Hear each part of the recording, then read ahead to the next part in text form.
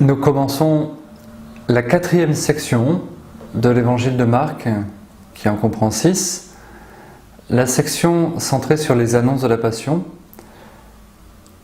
du chapitre 8 au verset 27, la profession de foi de Pierre, jusqu'à la fin du chapitre 10, verset 53. Cette section commence avec la profession de foi de Pierre. Elle est à la fois la conclusion des 3 premières parties et l'ouverture de la deuxième moitié de l'évangile. Cela nous rappelle le titre de l'évangile de Marc, Évangile de Jésus-Christ, Fils de Dieu. Et lorsque nous avions commencé cette étude de l'évangile selon saint Marc, nous avions dit que ce titre, Évangile de Jésus, Christ, Fils de Dieu, délimitait en fait 2 grandes parties dans l'évangile. D'une part, la démonstration que Jésus est le Christ, c'est ce à quoi aboutit la première partie, les 3 premières sections, et l'affirmation que Jésus est le Fils de Dieu, ce à quoi aboutit la seconde partie, c'est-à-dire les sections 4, 5, 6, avec tout à la fin de l'évangile, la confession du centurion au pied de la croix de Jésus. Cet homme était vraiment le Fils de Dieu. La première partie de l'évangile aboutit à la confession de foi de Pierre, Jésus est le Christ. Relisons ensemble ces versets. Jésus s'en alla avec ses disciples vers les villages situés dans la région de Césarée de Philippe. Césarée de Philippe, c'est l'extrême nord de la Terre Sainte, un petit couloir étroit entre le Liban, la Galilée et la Syrie, à l'endroit même où prend sa source le Jourdain. Le Jourdain prend sa source là, dans un endroit assez magnifique, Césarée de Philippe. Et donc c'est comme une retraite que fait faire Jésus à ses disciples pour leur poser la question un peu à l'écart de la foule, pour vous, qui suis-je ? Donc chemin faisant, il les interrogeait. Pour les gens, qui suis-je ? Et on a vu que dans les 3 premières sections, les 8 premiers chapitres, la question de l'identité de Jésus est partout présente. Les foules, Hérode, les pharisiens, les disciples se demandent mais qui est cet homme ? Cet homme qui fait des guérisons, des miracles, des exorcismes, qui marche sur la mer, qui multiplie les pains, qui donne un enseignement nouveau, qui institue 12 apôtres comme s'il voulait créer un nouvel Israël. Donc la question de l'identité de Jésus est très présente. Et elle est très actuelle. Elle est très actuelle. Aujourd'hui, beaucoup se demandent encore qui est vraiment Jésus. Est-il un simple prophète ? Est-il un homme extraordinaire ? Est-il un sage ? Est-il un fou ? Est-il un Dieu ? En fait, l'identité de Jésus échappe de toutes parts. On ne sait pas très bien qui il est, et la réponse, d'ailleurs, est multiple. Ils répondirent Jean-Baptiste, pour d'autres Élie, pour d'autres un des prophètes. Donc on situe principalement Jésus dans la ligne des prophètes. Jean-Baptiste, Élie, un des prophètes. Jésus est clairement un envoyé de Dieu. Mais est-il plus que cela ? C'est pourquoi Jésus leur demande, il les interrogeait de nouveau, et vous positionnez-vous ? Quelle est votre position ? Et je pense qu'il pose cette question à chaque lecteur, à chaque auditeur. Pour vous, personnellement, qui suis-je ? Vous avez en tête ce que les autres disent. Vous, que pensez-vous de moi ? Et un des apôtres, pas le moindre, Pierre, prend la parole.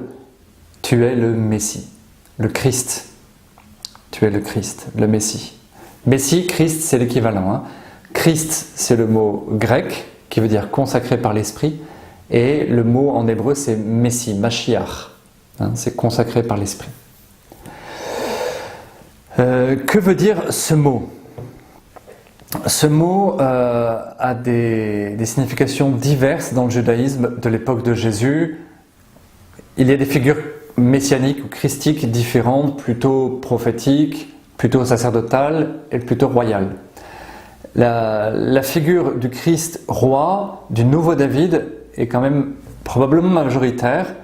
Elle est annoncée dans les prophètes Isaïe, Ézéchiel, Jérémie, qui annonce un nouveau roi, un nouveau pasteur qui va rassembler Israël, qui va instaurer la paix, qui va ramener le peuple de la déportation. Et donc l'espérance à l'époque de Jésus, c'est ce rassemblement d'Israël à Jérusalem sous la houlette d'un envoyé de Dieu, le Messie, consacré par l'Esprit Saint. Et c'est là-dessus que Jésus réagit vivement. Il ne dit pas « tu as raison ou tu as tort », il dit « taisez-vous ». Il leur défendit alors vivement de parler de lui à personne. C'est ce qu'on appelle le secret messianique chez saint Marc. On le retrouve à plusieurs reprises. Lorsque quelqu'un dévoile l'identité de Jésus, que ce soit un disciple ou un adversaire, par exemple le démon, on a dans la première partie le démon qui parle à 2 reprises en disant à Jésus « tu es le saint de Dieu », chapitre 1, verset 24, à Capharnaüm, et le démoniaque de Gérasa dit « tu es le fils du Dieu très haut », chapitre 5, verset 7. À chaque fois, Jésus demande à celui qui parle de lui-même de se taire parce que Jésus craint une chose, c'est qu'on comprenne mal son message. Et qu'en disant « tu es le Messie », on s'imagine probablement un Messie politique, en tout cas un Messie glorieux, triomphant, non pas à la manière dont lui va être Messie. C'est pourquoi, juste après cette confession de Pierre, probablement inspirée par Dieu, Jésus va commencer son enseignement sur sa passion. De fait, on attaque la deuxième grande partie de l'évangile, donc les sections 4, 5, 6 de l'évangile, qui vont aboutir à la passion, la mort et la résurrection de Jésus. Donc à partir de cette confession de Césarée de Philippe, tu es le Messie, Jésus va faire 3 annonces de sa passion. Il va annoncer clairement à ses disciples qui ne comprendront pas du tout ce que cela signifie, parce que pour eux, le Messie, ils ne voient pas quel lien il peut y avoir entre l'envoyé de Dieu, le Messie, le Christ, le nouveau David, et la souffrance, le rejet, la persécution et la mort. Cela ne rentre pas dans leur schéma. Donc, 3 fois, Jésus va annoncer sa mort et sa résurrection. Au chapitre 8, versets 31-32, et pour la première fois, immédiatement après la prise de parole de Pierre, et pour la première fois, il leur enseigna qu'il fallait que le Fils de l'homme souffre beaucoup, qu'il soit rejeté par les anciens, les chefs des prêtres et les scribes. Au lieu d'être accueillis comme Messie, les chefs eux-mêmes ne vont rien comprendre. Eux qui auraient dû accueillir le nouveau roi en premier vont le rejeter. Il soit tué, que 3 jours après il ressuscite. Et donc il y a bien le mouvement mort et résurrection, ce qu'on appelle le kérygme, c'est-à-dire la confession de foi la plus petite de ce que Jésus a fait pour notre salut. Et Jésus disait cela ouvertement. Un peu plus loin, au chapitre 9, de nouveau, versets 30 et 31, en partant de là, donc toujours en Galilée, Jésus traversait la Galilée avec ses disciples et il ne voulait pas qu'on le sache. Toujours cet aspect de secret messianique, pas de mouvement de foule, pas d'enthousiasme démesuré, pas de fausses croyances sur Jésus, car il les instruisait en disant « Le Fils de l'homme est livré aux mains des hommes ». Le Fils de l'homme, c'est une expression que Jésus utilise pour se désigner lui-même, une expression très ancienne, qui fait référence en fait au livre de Daniel, chapitre 7, dans un contexte de persécution. Le prophète Daniel annonce que au moment où le peuple d'Israël, le peuple des saints, le peuple juif va être persécuté jusqu'à la mort, le Fils de l'homme, un envoyé divin, un être divin, va venir sur les nuées du ciel apporter la paix et le salut. Le Fils de l'homme est livré aux mains des hommes, ils le tueront et 3 jours après sa mort, il ressuscitera. Mais les disciples ne comprenaient pas ces paroles et ils avaient peur de l'interroger. 3e annonce de la Passion, au chapitre 10, versets 32 et 33. Vous pouvez entourer à chaque fois sur votre livret ou votre Bible. 10, 32, 33. Les disciples étaient en route avec Jésus pour monter à Jérusalem. Donc cette fois-ci, on quitte la Galilée. On est en Transjordanie depuis le début du chapitre 10, c'est-à-dire au-delà du Jourdain, en face de Jéricho, au niveau de la Jordanie actuelle. Et Jésus va traverser le Jourdain et monter à Jérusalem par l'est. Donc les disciples étaient en route avec Jésus pour monter à Jérusalem. La tension monte, comme le chemin monte. Jésus les précédait. Il va vraiment vers sa croix. Il sait où il va Et les disciples étaient effrayés. Et ceux qui suivaient étaient aussi dans la crainte. Prenant de nouveau les 12 avec lui, il se mit à leur dire ce qui allait lui arriver. « Voici que nous montons à Jérusalem. Le Fils de l'homme sera livré aux chefs des prêtres et aux scribes. Ils le condamneront à mort. Ils le livreront aux païens. Ils se moqueront de lui. Ils cracheront sur lui. Ils le flagelleront et le tueront. Et 3 jours après, il ressuscitera. » Donc encore plus de détails dans cette troisième annonce de la Passion. À chaque fois, ce qui est marquant, c'est que les disciples ne comprennent pas et sont en complet décalage. Juste après la première annonce de la Passion, que se passe-t-il ? Eh bien, Jésus se fait gronder par Pierre. Je reviens au chapitre 8, verset 33. Verset 32. Pierre, le prenant à part, se mit à lui faire de vifs reproches. En disant, mais qu'est-ce que tu racontes, Seigneur ?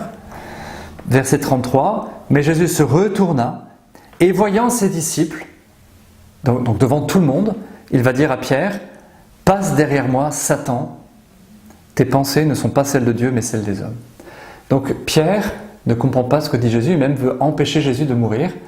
Et là, Jésus dit, là tu agis comme Satan, comme l'adversaire, comme l'ennemi du projet de Dieu.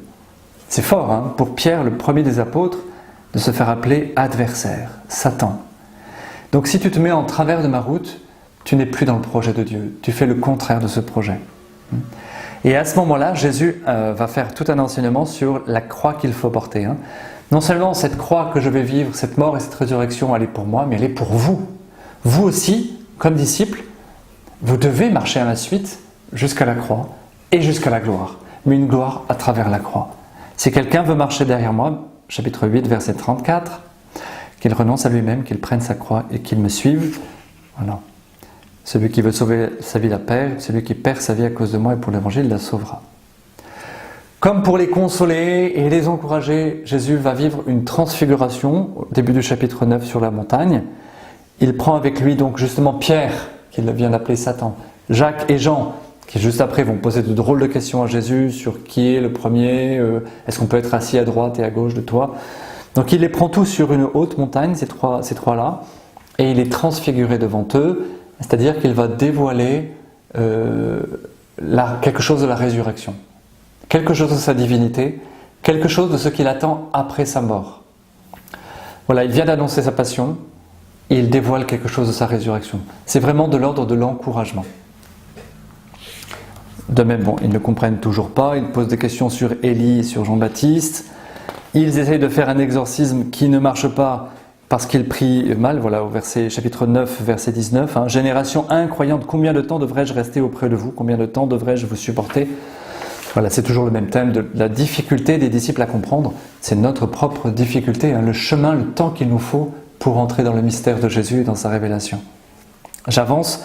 Après la deuxième annonce de la Passion, donc ils ne comprennent toujours pas, Jésus va faire un long enseignement sur le fait d'être petit, d'être un enfant. Le mot enfant ou le mot petit revient plusieurs fois dans ces versets.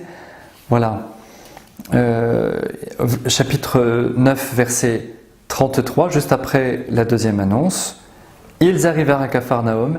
Une fois à la maison, Jésus leur demandait « De quoi discutiez-vous en chemin ?» Ils se taisaient, car sur la route, ils avaient discuté entre eux pour savoir qui était le plus grand.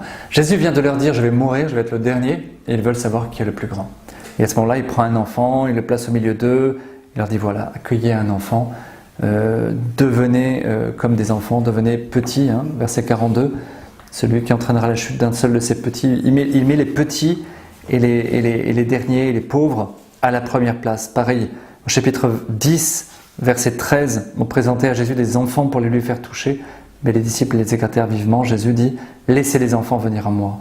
Ne les empêchez pas, le royaume de Dieu est à ceux qui leur ressemblent. » Donc voilà, enseignement sur les petits, et cette section se termine en disant, chapitre 10, verset 31, « Beaucoup de premiers seront derniers, et les derniers seront premiers. » Donc toujours dans cette vision de la passion, prendre la dernière place, se faire serviteur.